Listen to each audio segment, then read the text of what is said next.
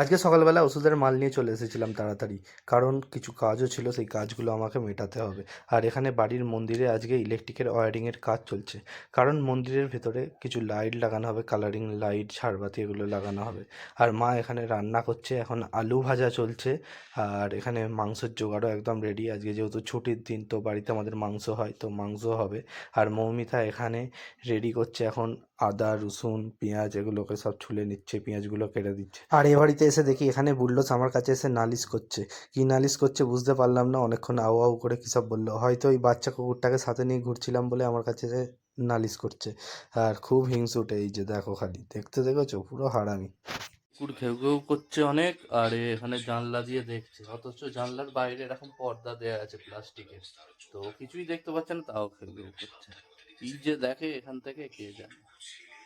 জিনিস দেখাই দাঁড়াও, এই দেখো আমাদের কুল গাছ, কত কুল হয়েছে দেখো গাছে।